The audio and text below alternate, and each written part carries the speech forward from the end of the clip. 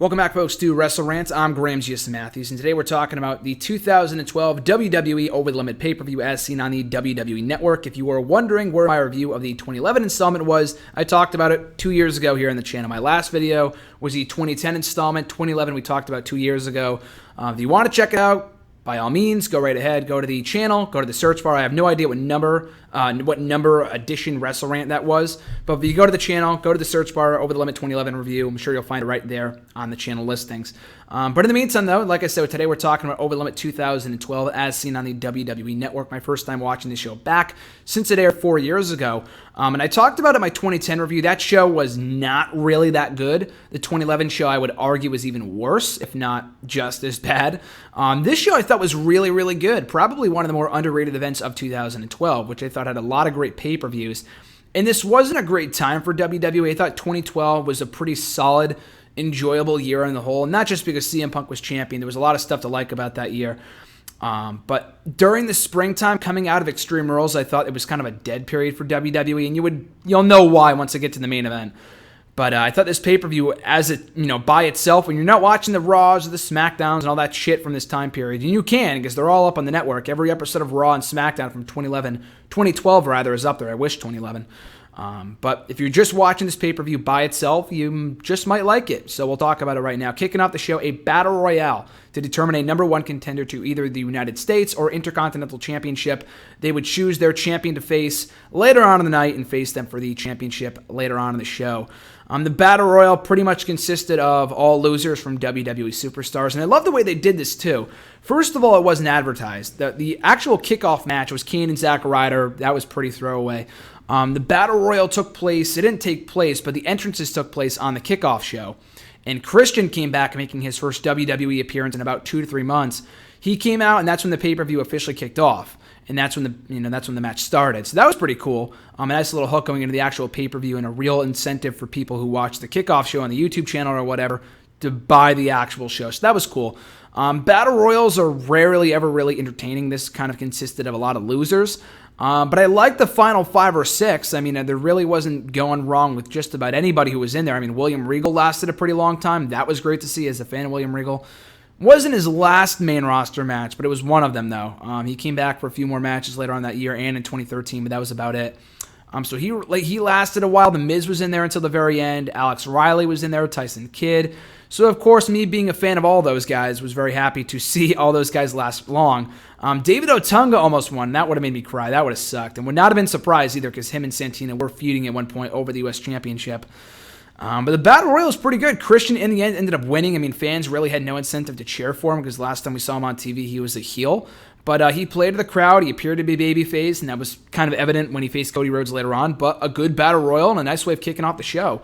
After that, for the WWE Tag Team Championships, Kofi Kingston and R-Truth, one of the most random-ass tag teams in the last 5 years or so, defending against Dolph Ziggler and Jack Swagger. And it was a fun match. It's just, you can only get so excited for a match consisting of 2 makeshift tag teams. And to their credit and their defense, Ziggler and Swagger did have history. They were both clients of Vicky Guerrero. So they did have that going for them in that they did have some history dating back to the summer of 2011. Kofi and R-Truth were paired together for no fucking reason other than they had just nothing for them to do. They were really just kind of put together for no apparent reason, and I just didn't like the tag team. I liked R-Truth, kind of the crazy gimmick that kind of jumped the ship with that after he went babyface. Kofi was really, really good too, and he still is really good, obviously. But just as a tag team, they did nothing for me. But as a match, it was good. Got some decent time in the end. Kofi and R-Truth scoring the victory with a great finish too. I think Ziggler came off the top rope, or he jumped out of the turnbuckle or something like that, and he got met with a Trouble in Paradise from Kofi. So a great finish to a pretty well-wrestled match. After that, for the Divas Championship, Layla defending against Beth Phoenix, and another really, really good match. Their match in No Way Out was pretty much a joke. I talked about that in my review of the show a couple of weeks ago. But this was a pretty well-wrestled match, and the Divas division at this point was pretty fucking dead. There really wasn't much of a story, but the story was that Beth Phoenix lost the title to Nikki Bella on Raw, the Raw before Extreme Rules, and that Sunday, Beth was injured or something, not legitimately injured, but She, in storyline, suffered an injury during the match with Nikki, so Layla accepted the open invitation, the open challenge instead, beat Nikki for the belt, and then Beth got a rematch on the show. So the match was actually pretty good. The match in No Way Out was really nothing special at all. At least this match was well wrestled, and in the end, Layla won to retain the Divas Championship. After that, a fatal four-way match for the World Heavyweight Championship. Yes, the World Title match took place before a Brodus Clay match, but that was just kind of the state of the World Championship at that point in time. But the match itself was actually fucking great. Sheamus defending against Randy Orton, Chris Jericho, and Del Rio, establishing tension between all four guys. Even Sheamus and Orton had a really, really good match on SmackDown before this show. Jericho and Del Rio wanted to kind of reclaim their spot as top heels. So I thought it was a really, really good match, and it was also going to lead into Orton and Jericho the following pay-per-view before Jericho got suspended, and then Orton got suspended too. So we never really did end up getting that feud until 2014 when they faced off and had a champion. So I lied there. We did get that feud at one point. Short-lived, but we did get the feud. Other than 2007, obviously. But yeah, the match itself was really, really good. And multi-man matches can be hit or miss in that they're a total fucking train wreck. Or they're really, really fun because there's never a dull moment. This match was more of the latter. All four guys had great showings here. I mean, I kind of was not hell-bent, but I was kind of set on Sheamus winning. Not because they wanted him to win, just because they thought he would. But there were points in the match where Jericho was on fire. He had a few people in Walls of Jericho, and he had a code breaker a few times. So it looked like he almost won. Del Rio, too. It would have made sense if they wanted to put the belt on Del Rio, but not have Sheamus get pinned. So there were a couple of possibilities, but in the end, it was Sheamus scoring the victory with a white noise on Jericho to retain the World Championship. Not everyone's favorite outcome, but the match itself was really, really, really good, and it would lead into the infamous Del Rio Sheamus feud for that summer going into the fall, unfortunately. After that, Brodus Clay taking on The Miz. Miz came out after losing the Battle Royal earlier on. Said Brodus Clay, one of the biggest issues in WWE right now is Brodus Clay and his lack of real dancing skills. So Miz danced for us before Brodus Clay came out, beat him in a 5-minute match, which meant nothing, which sucks. I mean, Brodus Clay, I love the Funkasaurus, but they did nothing with him. They gave him no direction.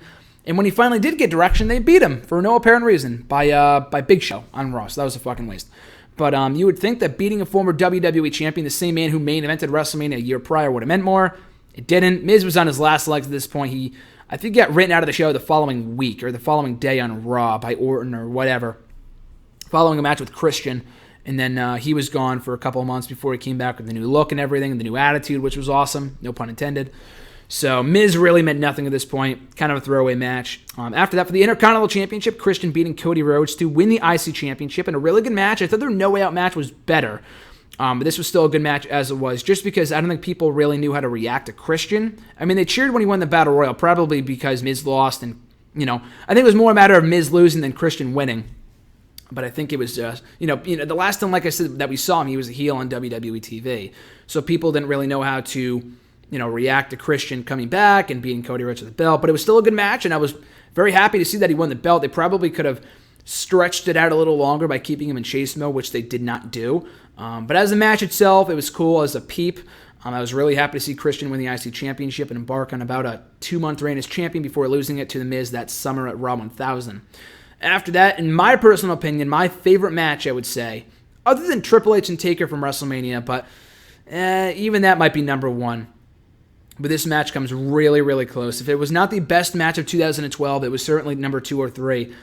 CM Punk defending the WWE Championship against Daniel Bryan in what was a fucking mat classic. Almost 25 minutes they went back and forth early on. Not the most exciting match. They were just kind of feeling each other out, kind of getting used to each other as opponents in a WWE ring.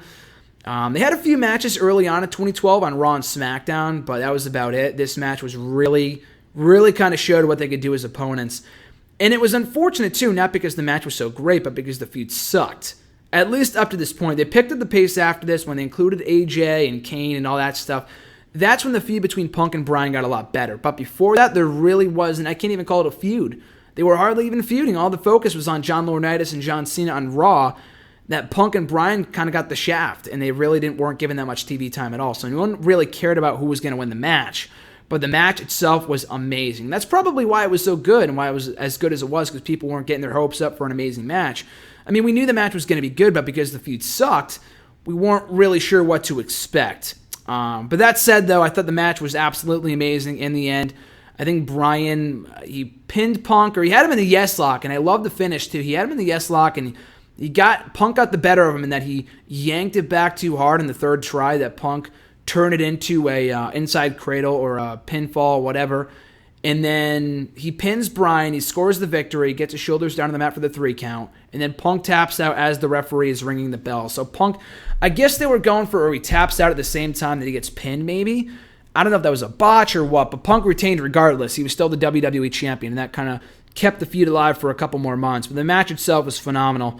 Ryback versus Camacho up next. The match went no more than a minute. Typical squash. Very hard-hitting affair. Ryback just completely dominating and decimating Camacho. And then the infamous main event, John Cena versus John Laurinaitis, where if John Cena won, John Laurinaitis would be fired. It was no disqualification. Why this main event of the show, I have no idea. And when I was watching this past weekend, my roommate was in the room, and he was like, how is this the main event for a WWE pay-per-view? Were people regretting that this was the main event for the show? And I was like, you really have no idea. The match fucking sucked. And it was more of an angle than it was a match. It felt like something on Raw, even as he said. And he's not even really a wrestling fan. So I thought that was kind of a interesting observation. But yeah, I mean, Cena played around with Laurinaitis for almost 15 minutes before Laurinaitis exited the arena. And then our worst possible nightmare came to fruition, became a reality. When Big Show took Laurinaitis, threw him back in the ring. The same man who got fired by Big Johnny a week prior on Raw and cried, broke him down to a point of tears. And then Big Show set up, John Cena set up Laurinaitis for the AA. Big Show knocks out John Cena, helps Big Johnny win and retain his job. And Big Show got the ironclad contract, which basically does nothing now because he almost got fired, or he did get fired by the Authority about a year later. So that was kind of pointless. But the match was awful. Everything about this was awful. I really had no desire to see Cena, first of all, wrestle after Extreme Rules, because he did say after that match with Lesnar that he was going away for a while, and then he came back anyway.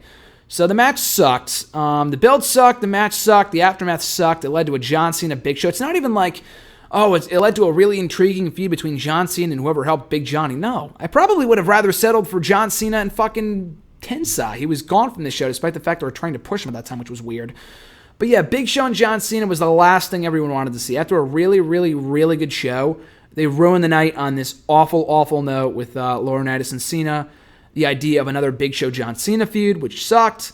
So yeah, this was not really good at all. Kind of a terrible way of ending a pretty underrated show. So would I recommend you watch the show? Yes. Up until the main event. Beyond that, skip the main event. Probably up until Punk and Bryan. You don't really need to watch Ryback and Camacho.